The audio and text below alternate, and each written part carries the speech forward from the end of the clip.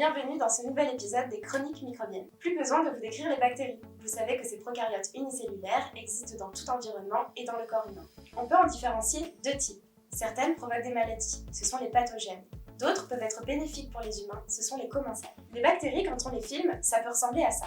Mais qu'est-ce qui se passe exactement ? En fait, ça c'est Pseudomonas, et elle fait des trucs plutôt incroyables. Et c'est le sujet de notre épisode avec Lola et Elena de l'équipe Voulu.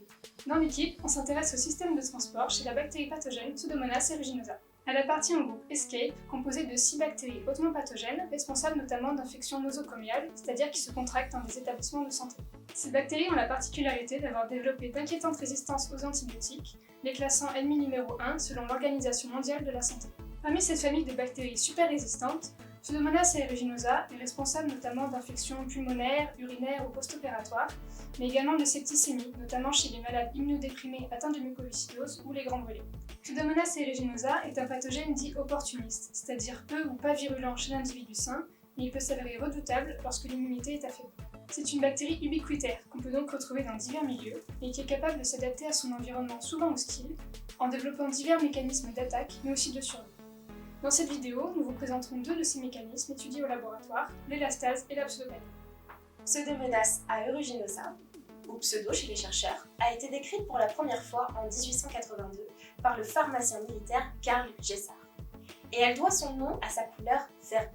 Pseudo est une bactérie qui comporte deux membranes, une membrane interne qui délimite le cytoplasme et une membrane externe. Et ces deux membranes sont séparées par un espace qui est appelé espace périplasmique, et cet ensemble est l'enveloppe bactérienne. Et c'est dans cette enveloppe que l'on retrouve les mécanismes qu'on étudie au laboratoire, comme par exemple les pompes des flux, les systèmes de transport, de sécrétion, ou encore les systèmes de récupération de métaux. Et ça, on y reviendra plus tard dans la vidéo. Comme nous l'avons précédemment évoqué, les bactéries sont des êtres unicellulaires. Pour la majorité d'entre elles, elles contiennent toute leur information génétique sur un seul chromosome, contrairement à l'humain qui en possède 23 paires. Grâce au séquençage complet du génome dans les années 2000, on sait que Pseudo a un génome 2 fois plus grand que la moyenne, ce qui lui donne de nombreuses ressources pour s'adapter à des environnements hostiles et infecter divers hôtes. Cette bactérie peut en effet adopter deux styles de vie très différents en fonction des conditions environnementales.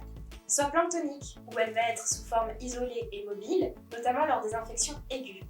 Ou alors lors d'infections chroniques, où elle va être sessile, c'est-à-dire une forme de structure communautaire, comme le biofilm que nous avons vu dans l'épisode 2 des Chroniques microbiennes. Au labo, nous cherchons à comprendre les mécanismes de pathogénicité de la bactérie. Et si on arrive à découvrir et comprendre de nouveaux mécanismes impliqués dans sa nutrition ou dans l'identité et la sécrétion de nouveaux facteurs de virulence, cela pourrait représenter de nouvelles cibles thérapeutiques qui pourraient permettre de combattre Pseudomonas. Lors d'infections bactériennes, l'hôte infecté met en place différents moyens pour empêcher le développement des bactéries.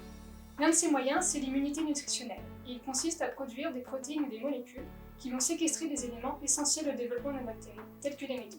Ces métaux, comme le zinc ou le fer, jouent un rôle vital dans le bon fonctionnement de nombreuses protéines bactériennes. Pseudo est alors en mauvaise posture, mais comme tu l'as dit précédemment, elle sait s'adapter et survivre. Alors comment elle fait exactement ?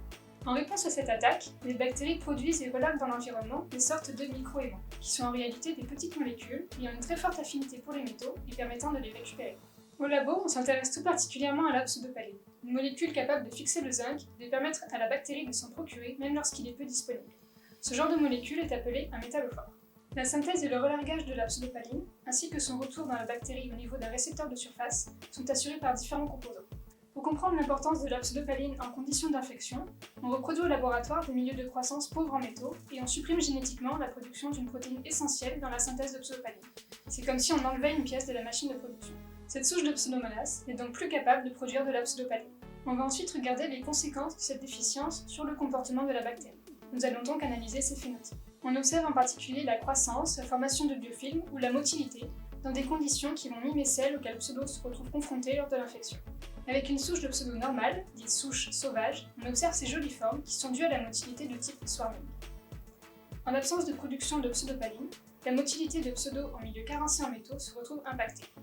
En effet, on soupçonne que sans pseudopaline, les bactéries ne sont plus capables de récupérer suffisamment de zinc et voient donc leur fonction motrice impactée. Dans des conditions d'infection, les bactéries vont aussi former des biofilms, leur offrant protection et les rendant plus difficiles à éradiquer. Il existe différentes méthodes pour observer ces structures. Nous avons constaté qu'en l'absence de production de pseudopaline, les bactéries ne sont plus capables de former correctement un biofilm. Ainsi, avec ces expériences, on comprend que lorsque Pseudo est en milieu pauvre en métaux, la pseudopaline est essentielle pour lui permettre de se développer correctement. Ce mode d'import du zinc est donc vital, surtout en conditions d'infection, car en effet, lorsqu'il est infecté, l'hôte va séquestrer les métaux disponibles dans le milieu. Ce mécanisme d'import du zinc pourrait être pris pour cible dans la recherche de nouveaux traitements contre Pseudomonas. En effet, il existe certaines molécules capables de bloquer une des étapes de cet import.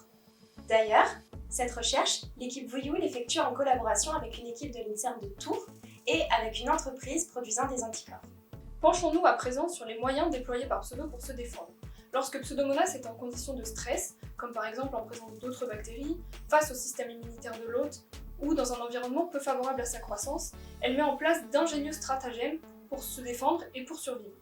Une des caractéristiques majeures de Pseudo est d'utiliser un large arsenal de machinerie de sécrétion, qu'on peut appeler son panel de super pouvoirs, pour libérer dans l'environnement des composés qui vont attaquer des cibles plus ou moins larges. En plus, pour se protéger de son propre poison, elle va produire un antidote qui est appelé antitoxine. On pourrait comparer les différentes machineries de l'arsenal de Pseudo à une seringue, une arbalète ou encore un canon. Ce canon est l'arme à laquelle on s'intéresse au laboratoire et il va permettre à Pseudo de bombarder son environnement pour le rendre moins hostile. Les boulets de ce canon sont produits au sein de Pseudo et sont en fait des enzymes toxiques ou des explosifs qui vont aller dégrader l'environnement. Et pour ne pas s'auto-intoxiquer, Pseudo met en place une goupille sur les boulets qui sera retirée uniquement au moment du lancer. L'élastase est la principale enzyme dégradative sécrétée par Pseudo et elle agit comme une paire de ciseaux. Elle est capable de dégrader l'élastine, qui est une protéine qui donne l'élasticité au tissu.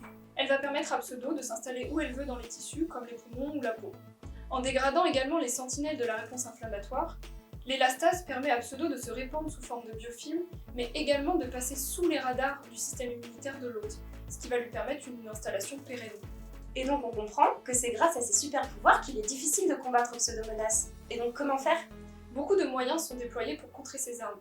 Les chercheurs développent des traitements pour lutter radicalement contre Pseudo. La stratégie première est de tuer Pseudomonas, à l'aide d'antibiotiques par exemple. Mais comme on l'a vu précédemment, Pseudomonas est une escape, elle arrive toujours à s'adapter et à survivre. Et alors, comment l'éliminer ou tout du moins l'affaiblir ? Une des solutions envisagées est de la désarmer et de la rendre plus vulnérable plutôt que d'essayer de la tuer. La cible choisie au laboratoire est son facteur de virulence majoritaire, qui est l'élastase que j'ai présenté précédemment. Et nous essayons de l'inactiver pour qu'elle ne puisse plus coloniser son environnement et créer une infection. Pour cela, nous travaillons en collaboration avec des équipes françaises, mais également des équipes allemandes. Et ce sont ces dernières qui développent l'arme contre l'élastase, qui est un inhibiteur de l'élastase, qui est appelé pathobloqueur. Et en bloquant cette élastase, on empêche Pseudomonas d'envahir son environnement.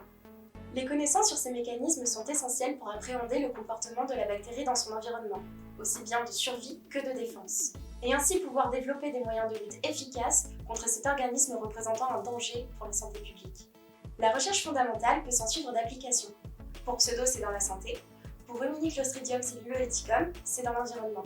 On vous donne d'ailleurs rendez-vous dans le prochain épisode des Chroniques microbiennes pour découvrir cette bactérie qui pourrait jouer un grand rôle dans la transition vers l'utilisation des biocarburants.